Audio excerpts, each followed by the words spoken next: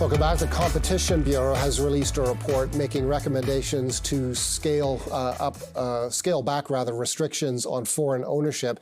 Our next guest says that competition has in fact increased in Canada. Let's talk to a familiar face, Robert Kokonis, President and Managing Director of AirTrav Incorporated. Here's Robert, and he joins us right now. Robert, thanks a lot for joining us. The takeaway from this report is there's too little competition for air travelers in Canada.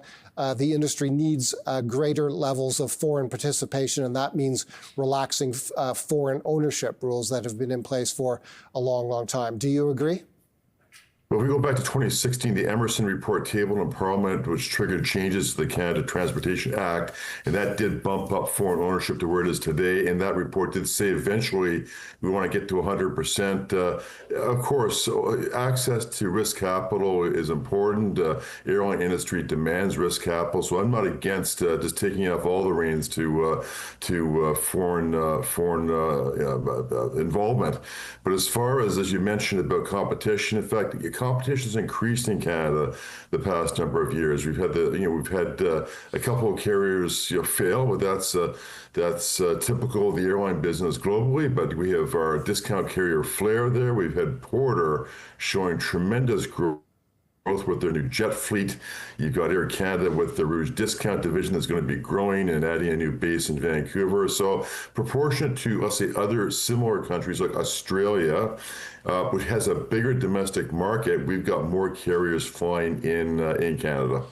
We spoke to another guest on this topic earlier today. He's at McGill University. His view was there's plenty of competition in the big cities on the major routes, not much less so competition in smaller cities. He name-checked places like Yarmouth, Nova Scotia, Thunder Bay, right, Ontario, Fort St. John, British Columbia. And that's not difficult to believe, obviously. No. Is foreign ownership a remedy to that at all? It seems unlikely that foreign airlines would be interested in serving itty-bitty small routes in Canada. Well, what you're referring to is cabotage or limited cabotage, allowing American Airlines or British Airways to fly domestic routes.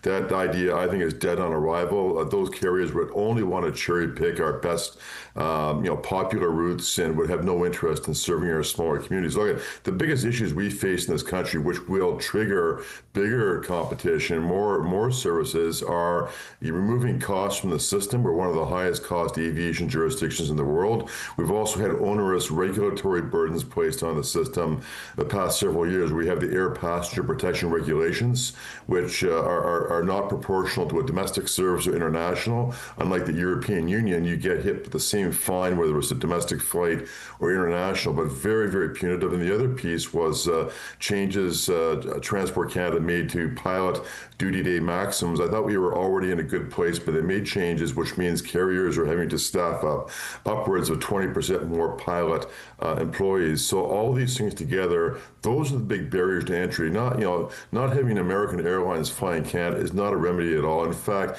having cabotage in place would actually cost Canadian carriers and other businesses jobs as well too. So these are just pie in the sky ideas. We have to focus on the fundamentals in this country. I'm looking at your notes right now. You also say you've just referenced Canada being one of the higher cost aviation or air travel jurisdictions in the world. And you, from the consumer's point of view, from the passenger's point of view, you reference the user pay model. That's a reference, I guess, to paying to check your bags, paying for a meal on the aircraft, and also taxes and fees. And they are certainly evident to anybody who's ever purchased an airline ticket.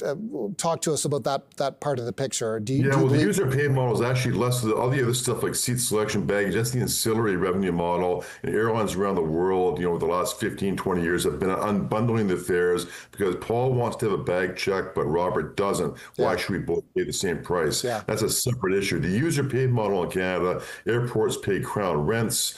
We fund the security system. We're going through our CATS staffed security checkpoints. That's reflected on your ticket.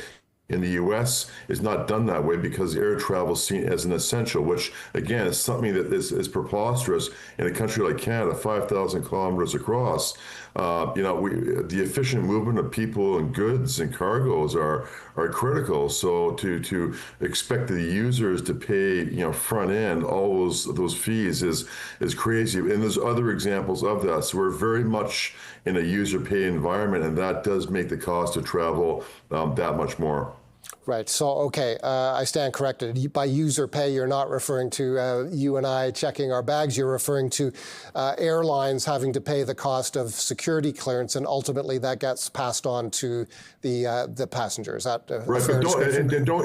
You're absolutely correct. Now, but don't forget on those ancillary fees. And that, if you go back to 2012, Parliament passed a piece of legislation. It was the, for lack of better words, the all-in pricing regime. Because until 2012, carrier could advertise a base airfare of, let's say, $100, but by the time you got to the end of the purchase transaction, there was $70 more in charges, tax, and fees. And the government of the day said, that's crazy. We need the airlines to, the posted price up front, $170, is the price you pay at checkout. Of course, today, absent the additional fees like seat selection and baggage and whatnot, but the core transportation cost, the air transport charge, has got to be shown up front. So we kind of addressed that already. And for the Competition Bureau today to say, some Canadians have said it's too complex a purchase process. I think that's crazy. I think people around the world, passengers, are kind of used to that. Sure, if you're an occasional traveler, it might be a bit more daunting, but I think the airlines in Canada, whether it's Porter or Transat, WestJet or Canada and others,